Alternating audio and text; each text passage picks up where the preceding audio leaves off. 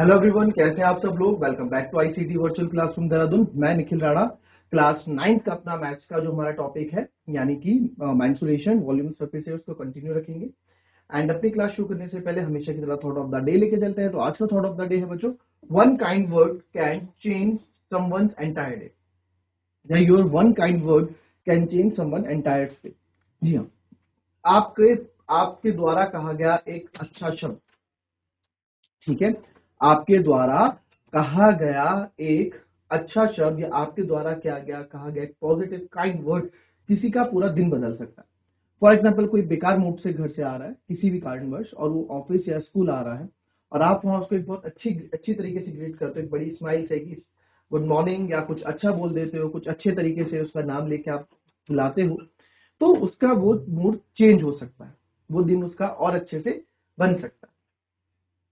तो इसलिए इस चीज का आप हमेशा ध्यान रखें कि जरूरी नहीं सुबह शाम को भी लोग आते हैं कहीं, तो कभी भी आप किसी से मिलो तो एक उसको अच्छी तरीके से संबोधित करो। ऐसे नहीं कि आप एब्यूजिंग वर्ड यूज कर रहे हैं, उसको बुली कर रहे हैं, तो उस पर क्या बीतती होगी, है ना। तो अब पीछे क्या उसके साथ हुआ है, क्या हो रहा है, आगे और बुली किया जा रहा है, तो उसकी मानसिक मनोदशा जो है वो और खराब हो जाती है।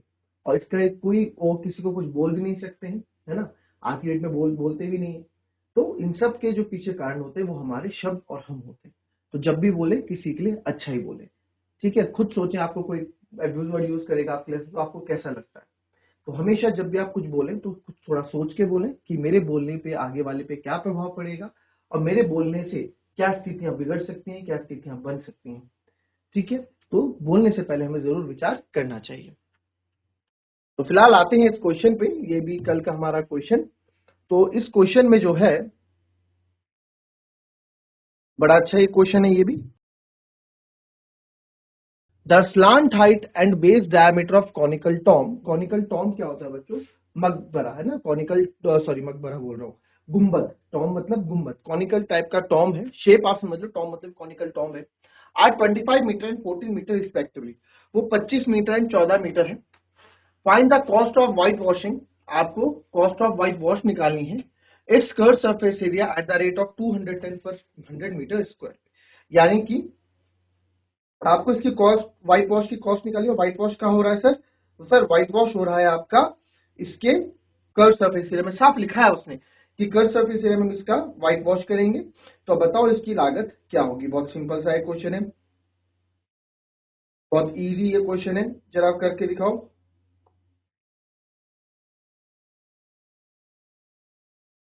देखेंगे इस क्वेश्चन को।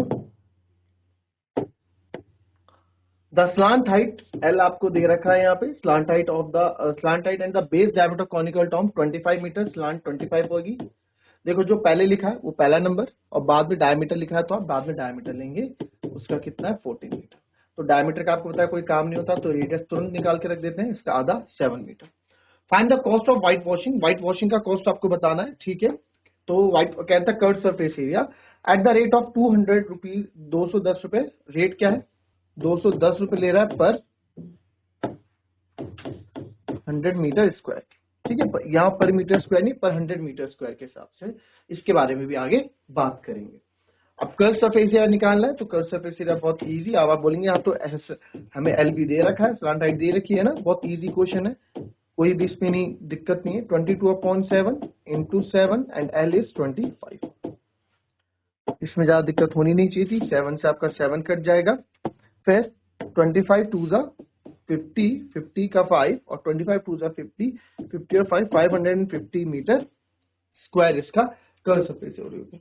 अब देखेंगे टोटल कॉस्ट कितनी आएगी। तो हमें रेट क्या दे रखा है? हमें रेट दे रखा है 210 रुपए पर 100 मीटर स्क्वायर पे। कहने का मतलब क्या है कि सर 100 मीटर स्क्वायर का कितना ले रहा है? 210 रुपए ले रहा है। यही तो है, पर प्रति 100 मीटर स्क्वायर पे, प्रति 100 मीटर स्क्वायर पे वो 210 रुपए ले रहा है। प्रति 100 मीटर स्क्वायर पे वो 210 रुपए ले रहा है।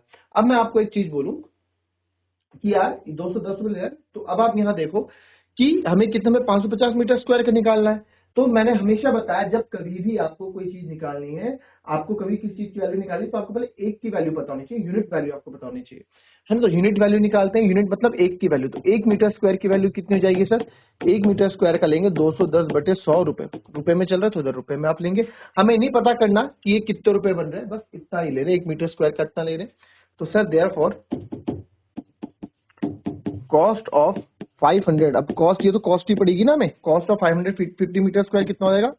550 इंटू 210/100।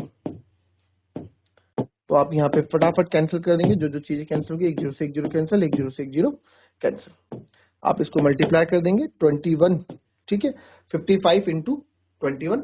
तो 55 बन जा 21, 5 जा भी कर सकता था, 55 बन जा 55, 5 कैरी, और 55 2 जा 110, 110 और 5 115, तो 1155 रुपए। कितना है? 1155 रुपए यहाँ पे ये लेंगे इस पूरे कर्व सरफेस एरिया में पेंट करने का। तो क्वेश्चन बहुत इजी था, बस थोड़ा जो यहाँ घुमाया गया था वो यहाँ पे घुमाया गया था। 210 रुपए पर 100 मीटर स्क्वायर में, ये स्क्वायर है ऊपर, ठीक है, इसको बस यहीं पे क्वेश्चन घुमाया गया था। चलिए कॉपी कर लेंगे इसको।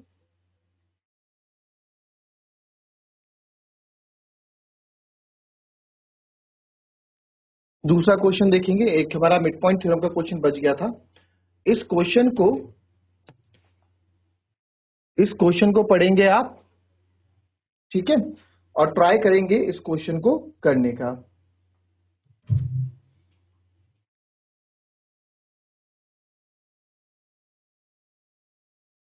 चलिए मिड पॉइंट थ्योरम हम पहले कर चुके हैं, तो कोई बड़ी बात नहीं है यहाँ पे कि आप ना कर पाओ।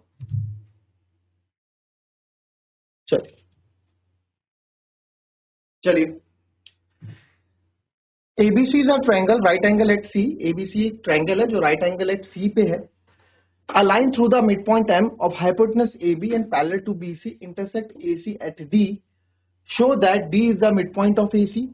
ठीक है, ABC एक त्रिभुज है, ठीक है, ABC एक आपका त्रिभुज है जिसका कोण C समकोण है, जिसका कोण C समकोण, समकोण मतलब 90 डिग्री है।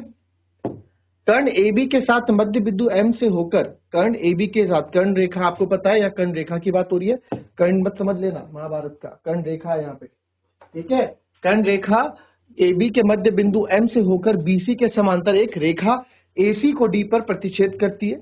तो ठीक है, हम इसके अकॉर्डिंग क्या करते हैं, एक फिगर बना देते हैं, ठीक है, इसके अकॉर्डिंग हम एक फिगर बना देते हैं और देखते हैं क्या क्या हो रहा है। एबीसी एक राइट एंगल ट्रायंगल है, तो एक राइट एंगल ट्रायंगल सबसे पहले हम बना दिया सर, एक राइट एंगल ट्रायंगल हमने यहाँ बना दिया। एबीसी एक राइट एंगल ट्रायंगल है, correct. ABC right angle triangle है और राइट एंगल कहाँ पे? एट सी पे है बोला है, तो यहाँ सर यहाँ सी होगा, ठीक है। अब आप अपने अकॉर्डिंग एबीसी जैसा करना है, ये ए कर दीजिए और ये बी कर दीजिए, और ये 90 डिग्री इसने बोला है, तो हमने 90 डिग्री, इसको समकोण सी पे है तो 90 डिग्री भी हमने बना दिया। A line through the midpoint M of hypotenuse AB, hypotenuse AB का midpoint है कोई M, तो midpoint बना देते हैं, ये M एक midpoint है, किसका midpoint है? हमारा AB का, and parallel to BC, BC के पैरेलल है, तो BC के पैरेलल हमने इसको बना दी लाइन, BC के पैरेलल, ठीक है, BC के पैरेलल हमने बना दी। और सर इंटरसेक्ट कर रहा है AC को, AC को क्या कर रहा है? देखो इंटरसेक्ट कर रहा है कहां पे? AC को इंटरसेक्ट कर रहा है, ठीक है, AC को इंटरसेक्ट काट रहा है कहां पे? D पे। बहुत इजी, जो इसने बोला फिगर में कम से कम एक नंबर तो फिगर के पक्के कर ही लोगे तुम लोग, ठीक है। Show that D is the mid point of AC, तो आपको शो करना है कि D जो है आपका AC का मिड पॉइंट है, तो कोई भी बड़ी बात नहीं है इसमें, तो आप इसको बहुत इजीली से यहाँ पे कर सकते हैं। तो सॉल्यूशन स्टार्ट करते हैं। गिवन हम यहाँ पे फिगर के थ्रू बना ही चुके हैं, ठीक है, बाकी आप लिखना चाहो तो लिख सकते हैं। Right angle at C, angle C equals to 90 degree, इतना लिख लो, ठीक है, गिवन में।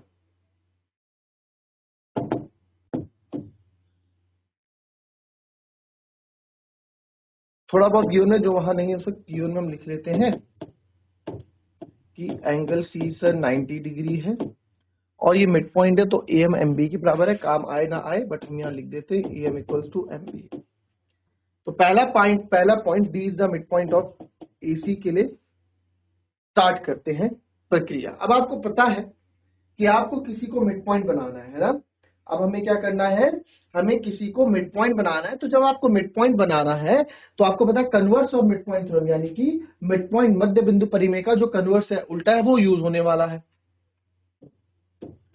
इन ट्राइंगल ABC, आप ABC ट्राइंगल में देखेंगे M is the mid point of AB in triangle ABC triangle में देखो कि सर, चलो इसको थोड़ा इधर आके करते हैं।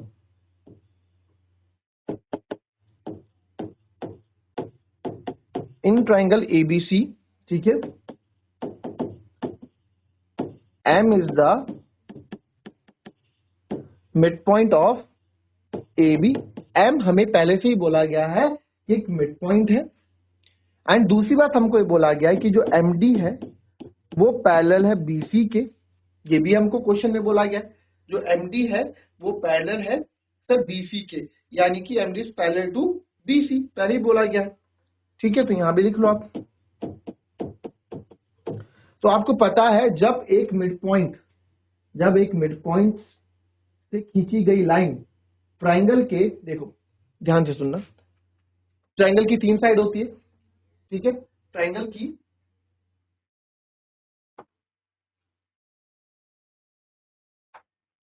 हमारे पास 3 साइड्स होती हैं।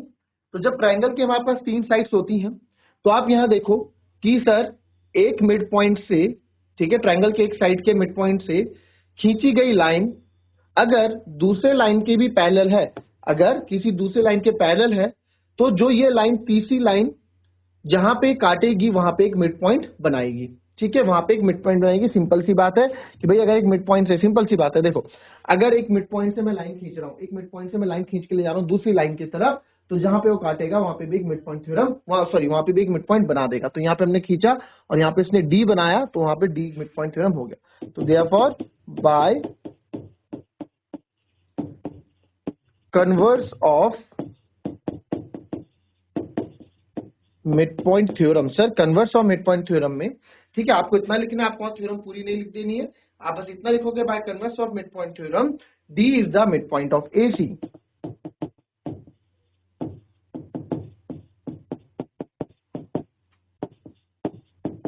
D is the mid point of AC, ठीक है। तो पहला पार्ट तो हमने कर दिया प्रूफ, कॉपी करेंगे इसको। दूसरा आपको प्रूफ करना है कि जो MD है वो AC के परपेंडिकुलर यानी कि 90 डिग्री बन रहा है, ऐसा कुछ आपको प्रूफ करना है। तो देखिए कैसे प्रूफ करेंगे। अब चलो पहले दिमाग लगाओ।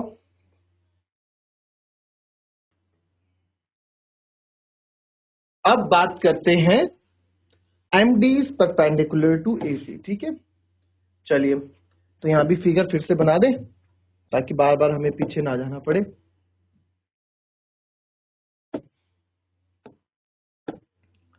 एक हमारे पास मिड पॉइंट था, ये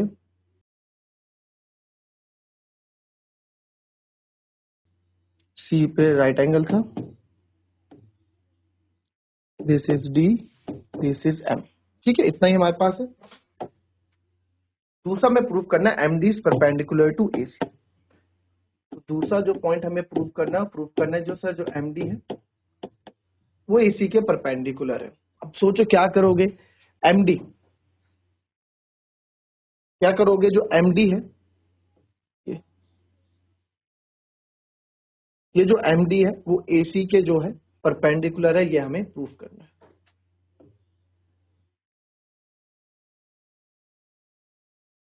ये हमको प्रूफ करना है कि जो MD है वो AC के परपेंडिकुलर है, 90 डिग्री है। तो अब इसमें दो चीज मेरे दिमाग में हम आ सकती है ना, 90 डिग्री, या इसको 90 डिग्री प्रूफ कर दो या इसको 90 डिग्री प्रूफ कर दो, बात आपकी एक ही है, ठीक है। अब एक चीज देखो, या तो यार अगर हम पहले मेरे दिमाग में 90 डिग्री है तो इसको 90 डिग्री बनाने के लिए अगर ये वाला ट्रायंगल लें और ये बड़े वाला ट्रायंगल लें तो इनको कॉन्ग्रुएंट प्रूफ करें, बट ये कॉन्ग्रुएंट हो ही नहीं सकते। क्यों? सिमिलर हो सकते हैं बट कॉन्ग्रुएंट नहीं हो सकते। सिमिलर क्या होता है? सिमिलर होता है कि भाई उसकी तरह दिखना। सिमिलरिटी और कॉन्ग्रुएंसी में मैंने फर्क बताया था। आपकी पासपोर्ट साइज की फोटो है और एक आपकी बिल्कुल बड़ी फोटो होर्डिंग में लगा दी जाती है, तो हम बोलेंगे कि यार ये फोटो जो है इसकी सिमिलर लग रही है उस बच्चे के, कोई भी है, एक्स वाई जी कुछ भी, आप अमित नाम है, अमित नाम की फोटो है, ठीक है, तो हम बोलेंगे कि अमित जैसा लग रहा है, सिमिलर है, अमित के सिमिलर है, इस फोटो के सिमिलर है, बस क्या साइज का फर्क है, एक छोटी फोटो एक बड़ी फोटो है। बट कॉन्ग्रुएंसी में क्या होता है, कॉन्ग्रुएंसी में हर चीज शेप साइज सब क्या होता है, सेम होता है कॉन्ग्रुएंसी में। तो यार कॉन्ग्रुएंसी तो यहाँ पे काम नहीं करने वाली, क्योंकि एक ट्रायंगल छोटा एक ट्रायंगल बड़ा है। ठीक है जी, अब बात करते हैं, अब क्या करेंगे, अब हम यहाँ पे किस चीज का यूज करेंगे, थोड़ा सोचो दिमाग में। आपको यहाँ बोला गया इस पैरेलल लाइन की प्रॉपर्टी का मैं यूज करूंगा, यहाँ पे पैरेलल लाइन की प्रॉपर्टी हम यहाँ यूज करने वाले हैं, बिकॉज एमडी जो है पैरेलल टू है बीसी के, एमडी बीसी के पैरेलल है, एंड एसी इज ट्रांसवर्सल। ठीक है, एसी क्या है, ट्रांसवर्सल लाइन बच्चों, जिसको हम बोलते हैं त्रियक रेखा।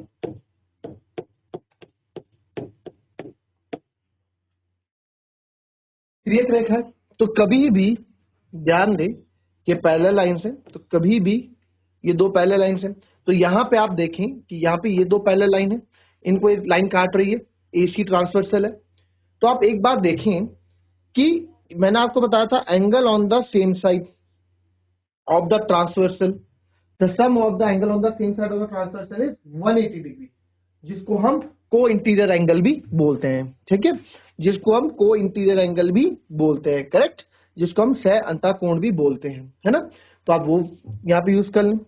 देखो ये 90 है, ये इंटीरियर एंगल है, तो ये भी इंटीरियर एंगल हो जाएगा। ठीक है, तो आप यहाँ पे लिख सकते हैं कि angle D plus angle C is equals to 180 degree. Reason आप देंगे को इंटीरियर एंगल। अब डी आप ए डी एम बोलो चाहे सी डी एम बोलो, एक 90 हो गया तो दोनों ही 90 हो जाते हैं। तो आपको पता है एंगल डी हमें 90 लाना है, एंगल सी ऑलरेडी 90 है ही।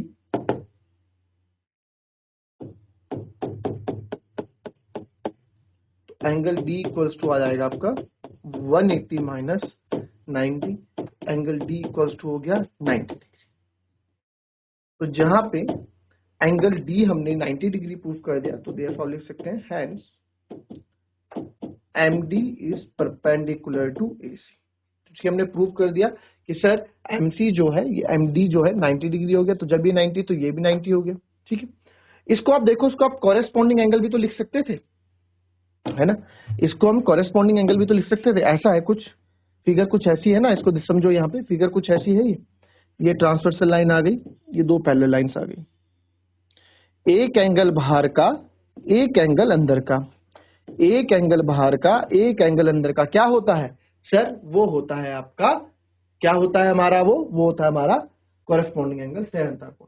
तो यहाँ पे आप देखेंगे एक एंगल ये लाइन से ऊपर का और एक एंगल लाइन के अंदर का। ठीक है, तो ये अभी आप कॉरेस्पॉन्डिंग एंगल भी आप इसको बोल सकते हैं। ठीक है, आप इसको ऐसे भी सॉल्व कर सकते थे और सिंपल।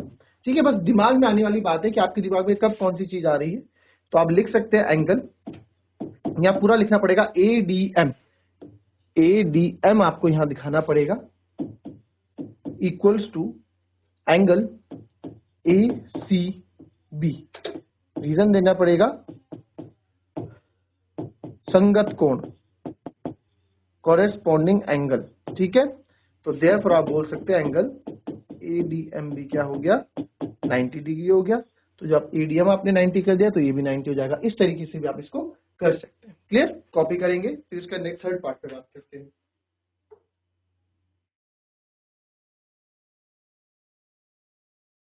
चलो इतना कर लिया ना, अब इसका जो है तीसरे पार्ट पे बात करते हैं। ये रहा तीसरा part, C M equals to M A बराबर हाफ ऑफ ए बी। सोचो कैसे करोगे, थोड़ा दिमाग लगाओ। C M equals to M A equals to half of A B. चलो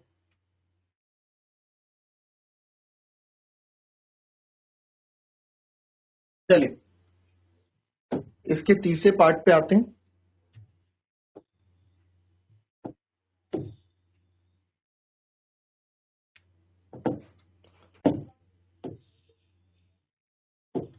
इतने में आ जाना चाहिए तीसरा पार्ट। ठीक है, चलो तीसरे पार्ट पे बात करते हैं। तीसरा पार्ट जो हमको प्रूव करके दिखाना है, वो हमको क्या प्रूव करके दिखाना है, Cm equals to Ma equals to half of AB।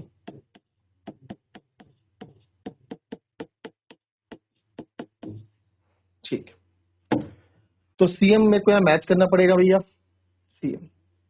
तो अब यहां देखो, जब ये Cm हमने इसको मिलाया तो यहाँ दो ट्रायंगल बन गए। इन दो ट्रायंगल को अगर मैं कॉन्ग्रुएंट प्रूफ कर दूं, है ना, इन दो ट्रायंगल को अगर मैं कॉन्ग्रुएंट प्रूफ कर दूं तो CPCT से Cm और Am को मैं इक्वल कर सकता हूं, पहली बात। तो Cm इक्वल्स टू Ma तो मैं प्रूफ कर दूंगा, ठीक है। Ma चाहे Ma बोलो बेटा, चाहे Am बोलो, बात हमारी एक ही है, ठीक है। तो ट्रायंगल ले लेते हैं पहले। इन ट्रायंगल ADM, ADM लिया है तो यहां से लेना पड़ेगा CDM, क्योंकि D बीच में 90 डिग्री है तो यहां भी CDM ही हमको लेना पड़ेगा। अगर आप ट्रायंगल का नाम तमीज से लिख देते हैं, अगर हम बिल्कुल सीरीज वाइज ट्रायंगल का, अगर हमने यहाँ पे AMD लिया होता तो हमें CMD लेना पड़ता, ठीक है। अगर हमने ADM लिया तो नीचे से भी आप इस छोर से स्टार्ट किया DM, तो इस छोर से DM ऐसे। तो कॉरस्पॉन्डिंग नंबर्स, कॉरस्पॉन्डिंग डिजिट्स हमें डिसाइड करने में ज्यादा दिक्कत नहीं होती, ठीक है।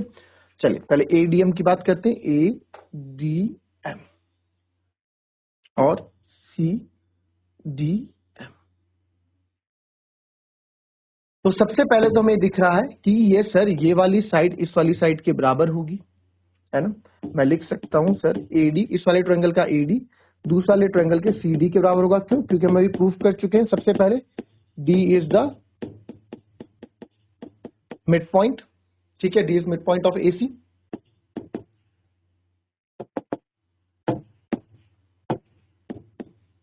D is mid point of AC, ठीक है।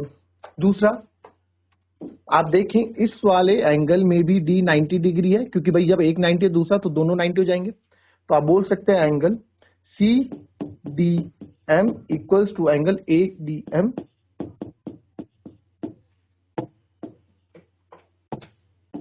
Angle ADM is equals to angle CDM, each 90 degree. और देखो DM DM दोनों में आ रहा है, नाम में देख लो, चाहे DM और DM। तो DM equals to DM common है। अब देखें यहां पे क्या ये कौन सा हो रहा है, साइड एंगल, क्योंकि 90 डिग्री आ चुका है तो 90 डिग्री आ गया है तो RHS रूल भी लग सकता है। तो RHS रूल देखेंगे 90 डिग्री के सामने कौन सा है, ये है। तो ये यानी कि तो इक्वल, ये तो इसमें इन्वॉल्व नहीं ना, तो therefore triangle ADM is congruent to triangle CDM by side angle side। तो वहां से मैं बोल सकता हूं AM और CM, AM equals to CM by CPCT। इसको इक्वेशन 1 मान लो थोड़ी देर के लिए, AM CM के बराबर हो गया। अब आप देखो बिकॉज M इज द, आप लिखेंगे M is the mid point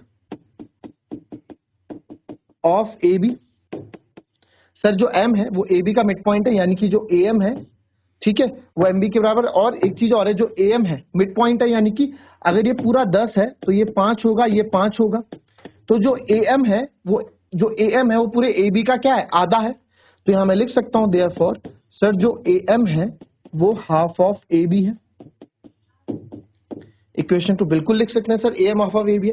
तो आप यहां देखो AM जो है हाफ ऑफ AB है और AM CM के बराबर भी है। तो आप लिख सकते हैं from first and second, sir AM जो है CM के बराबर तो है ही, और AM जो है हाफ ऑफ AB के बराबर भी है। तो देयरफॉर हेंस प्रूव्ड, हमने बहुत इजीली तरीके से इसको प्रूव भी कर लिया। तो इस तरीके से आपको क्वेश्चन अटेंड करना। अच्छा क्वेश्चन है ये, इंपॉर्टेंट क्वेश्चन में आने के चांसेस हैं इस क्वेश्चन के, 5 मार्क्स 4 मार्क्स में आ सकता है, ठीक है। इस क्वेश्चन को अच्छे से प्रैक्टिस कीजिएगा। एक बार तो मेरे भी आपने यहाँ वीडियो से देख लिया, आपने लाइव क्लास में देख लिया, बट इसको घर जाके फिर से अपने आप भी आपको क्वेश्चन अटेंड करना है, अटेम्प्ट करना है, ठीक है। तो मिलेंगे आपसे अपने कल की नेक्स्ट क्लास में, तब तक के लिए be happy, be healthy and be safe. Thank you and have a nice day.